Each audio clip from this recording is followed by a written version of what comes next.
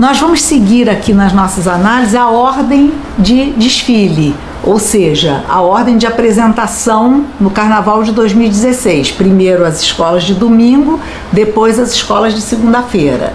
Então, neste primeiro bloco, nós vamos cuidar das 3 primeiras escolas a se apresentar no domingo, que são Estácio de Sá, União da Ilha e Beija-Flor. A respeito da Estácio de Sá, né, que apresenta um enredo que não é exatamente novidade, São Jorge, né, o Guerreiro na Fé, já foi enredo, por exemplo, com muito sucesso na Império da Tijuca, anos atrás, na Série A, né? E com um desfile muito bonito, e a Estácio escolhe, no momento em que está subindo para o grupo especial, a Estácio escolhe homenagear São Jorge, que é o seu padroeiro. Logicamente um enredo forte, um enredo de grande apelo popular, mas tem contra si a ideia de que não é uma novidade, né? Quanto à sinopse, eu achei, não sei a opinião do Hélio, ele vai dar a seguir, uma sinopse muito longa, né? Talvez a mais longa de todas do grupo especial, mas uma sinopse muito detalhada e bastante heterogênea, no sentido de que em alguns setores há um desenvolvimento longo por parte da equipe que elaborou a sinopse, há um desenvolvimento longo com muitos detalhes daquele setor, e em outros setores, como é o caso do setor 4, São Jorge e a Lenda, a sinopse se resume a 6 linhas.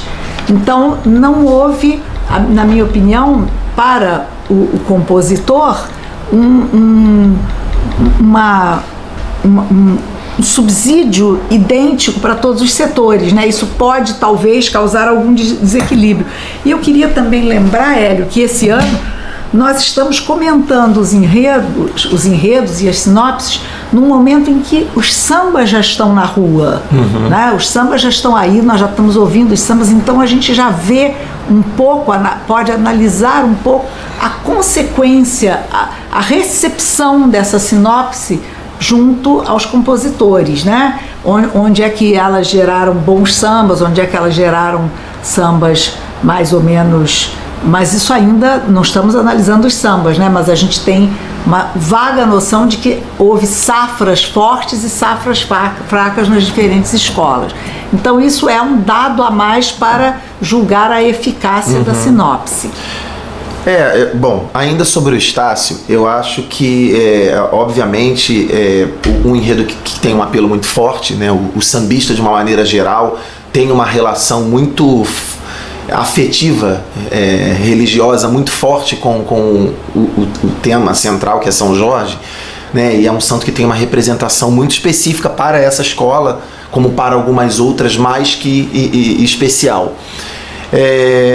Eu só tenho assim algumas inflexões que eu faço. Eu acho curioso, por exemplo, que até algum tempo o Joãozinho 30 estava penando para colocar um Cristo Redentor na frente de uma escola de samba, que não era um Cristo na cruz, não era um Cristo de altar, era um símbolo da cidade do Rio de Janeiro, por ser uma figura religiosa. E hoje nós temos um desfile de escola de samba cujo enredo é um santo católico, né? Como você citou, que já apareceu no Império da Tijuca. É claro que em determinado momento esse santo, pelo sincretismo, vai se associar com outros elementos africanos que tem mais a ver com essa tradição, com essa fundamentação do samba, né? da escola de samba. Existe uma coisa aí que eu estou percebendo, não sei qual é a opinião ainda que eu tenho sobre isso, mas me parece que, assim como os enredos de CEP, nós estamos caminhando para uma tendência de enredos religiosos que homenageiam entidades. E isso de uma certa forma me deixa com uma preocupação, porque se essa moda pega, né, você tem um altar inteiro de santos católicos para viver o resto da sua vida fazendo enredos que talvez não falem da realidade do samba, do carnaval, das coisas que são mais ligadas à escola, dos nomes ilustres das escolas de samba, para se debruçar sobre um outro tema que talvez seja de uma cultura, né, um pouco distante dessa realidade do carnaval. Mas não sei, eu não vou fazer uma crítica tão aberta, tão contra uma coisa que eu acho que tem uma representação importante, sim. O São Jorge é um santo que tem uma relação importante com a Estácio de Sá. eu acho até que a sinopse é uma sinopse extensa, mas que é bem descritiva. Ela é um roteiro já pronto e muito claro, dá para você perceber claramente o que o Chico Espinosa pretende desenvolver através dessa proposição de enredo. Isso para mim é um bom sinal, porque essas sinopses que são muito poéticas, mas que não discorrem sobre o enredo, deixam a gente, afinal de contas, sem saber o que vai ser contado a partir de um tema. E nesse caso aqui, dá para mostrar como ele vem de toda uma contextualização histórica. Ele trata, na verdade, o São Jorge como Jorge, o personagem, até mostrá-lo como um personagem religioso, como um santo, a questão devocional. Isso eu achei muito louvável, sem querer fazer trocadilho, né? Mas eu acho que é muito louvável nessa sinopse da Estácio. Fica aí essa minha observação quanto à questão dos enredos de santos e de entidades acabarem se tornando uma nova versão dos CEPs, porque para cada ano a gente tem um que vai em sequência, isso quebra um pouco a criatividade. Mas vamos aguardar aí, há uma grande expectativa, inclusive pelo retorno, né, do velho Estácio, e defendendo um enredo que tem a sua cara, como ele vai se mostrar bem na avenida, e com o retorno do Chico Espinosa, que é sempre uma satisfação pra gente ver um grande profissional tá trazendo o seu trabalho numa grande escola, né? Bom, a União da Ilha vai nos apresentar o enredo Olímpico por Natureza, Todo Mundo se Encontra no Rio. Essa sinopse, né, dos carnavalescos Paulo Menezes e Jacques Vasconcelos, ela toma por base, né, o samba tradicional da União da Ilha, né, o domingo, em que várias partes são retomadas, são citadas na sinopse para desenvolver os tópicos. O carioca nasceu para nadar, o carioca nasceu para correr, o carioca nasceu para voar, já reportando o leitor e o compositor às modalidades olímpicas, né, e fazendo um contraponto entre estas modalidades olímpicas e o cotidiano da cidade do Rio de Janeiro, que eu achei uma ideia interessante. Agora, a sinopse é uma boa sinopse, podemos dizer, não é? E o enredo, ele não é um enredo CEP, porque nós estamos aqui no Rio, então a Olimpíada é um grande acontecimento internacional que vai se realizar aqui no ano que vem, no ano em que se passa o desfile, mas ele me parece também um enredo, digamos, encomendado ou solicitado para pôr para cima esse evento, né, e ir mais ou menos a reboque de um grande evento internacional que vai acontecer aqui. O que você acha, né? Primeiro eu queria fazer um comentário sobre a ótima ideia de se juntar o Paulo Menezes e o Jacques Vasconcelos. Acho que essa mistura, e a gente está tendo umas outras misturas interessantes assim esse ano, é muito saudável, muito agradável para nós. Quando eu vi essa sinopse, eu achei curioso, porque as sinopses do Paulo Menezes em particular são sinopses muito ricas, muito detalhadas, onde ele esmiuça muito bem, ele sempre tem essa leveza, esse floreio no texto, mas ele costuma fazer umas sinopses mais descritivas que tornem o enredo um pouco mais claro.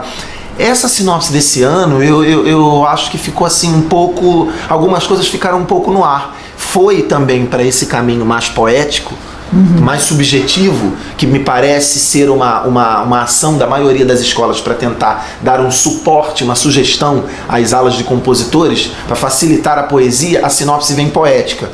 Não sei exatamente qual é o contexto disso, porque eu não estou inserido numa ala de compositores para poder dizer isso me facilita ou não. Mas eu acho que para nós que queremos entender o enredo, algumas coisas ficam muito subjetivas, a gente não consegue tatear. Nessa subjetividade que me foi apresentada, me parece muito um enredo muito parecido com o enredo que a Portela já fez quando foram os Jogos Pan-Americanos. O contexto parece muito igual. E a gente está num ano em que tem muita coisa requentadinha aí, né? Tem muitos enredos que assim, que legal, mas já vieram. Até agora a gente não falou de nada inédito nada aqui, por novo, exemplo. Né? Nem vamos falar agora, né? Nem vamos falar agora. E é aquela velha história assim, é a Amazônia, mas não é a Amazônia que você já viu. Mas a gente já viu tanta Amazônia que assim, como é que vai ser? E eu acho que esse enredo sobre os deuses do Olimpo chegando no Rio de Janeiro, visitando o Carnaval, parece muito com aquele que a gente já assistiu quando foi o enredo sobre os Jogos do Pan, né, realizado lá pela Portela. Mas, enfim, acho que é um enredo que tem a cara do Rio, é aquilo que a gente sempre fala, né? Você fazer um enredo sobre o Rio, sobre um grande evento que vai acontecer no Rio, e os carnavalescos que são muito competentes. Eu acho que, enfim, tem a alegria da união da ilha. Eu acho que, fundamentalmente, a exemplo do que a gente falou do Estácio, é um enredo que tem a cara da escola. Vamos ver como eles vão defender essa ideia na avenida. Quando eu dizia ainda há pouco que a gente ainda está para ver mais coisa, digamos, requentada, né? É porque nós vamos a seguir analisar o enredo da Beija-Flor, que é Mineirinho Genial, Nova Lima, Cidade Natal, Marquês de Sapucaí, o Poeta Imortal. Então, esse enredo me faz imediatamente lembrar o enredo da Imperatriz no início da década de 90. Que é Marquês do Sassarico Freguês, né? No início da década de 90, a Imperatriz fez com a Rosa Magalhães esse enredo muito bem desenvolvido, muito interessante, mas aqui há um componente que eu me pergunto, né, se seria também um componente CEP, que é a citação da cidade natal do Marquês de Sapucaí, que é em Minas Gerais, a cidade de Nova Lima, né? Quer dizer, será que dar tanta ênfase ao lugar onde este personagem, cuja principal importância é ter dado nome à Avenida dos Desfiles, porque se não fosse isso ele jamais seria enredo, um personagem, né? Obscuro. Mas na verdade, assim, o local de nascimento dele não tem grande importância nem para as realizações dele como político e como educador, né, que ele foi, nem também para a escolha do nome dele para aquela avenida, né? Então, eu acho que isso me cheira a tentativa, não sei, é uma mera suposição, não quero que tomem isso como impertinência, mas me cheira a uma leve tentativa de obter da cidade de Nova Lima algum apoio, mas pode não ser também. De qualquer forma, eu acho que a sinopse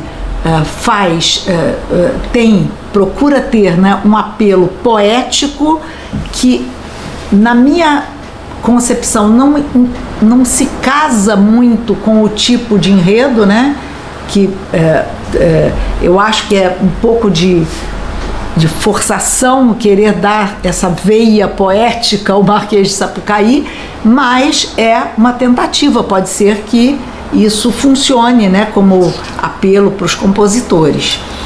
Eu acho que se porventura, não sei sobre isso, se porventura for um enredo que vem a ser um enredo CEP, eu consideraria até interessante a ideia de você fugir do lugar comum de falar sobre a cidade, você tentar trazer um personagem vultoso da cidade para fazer um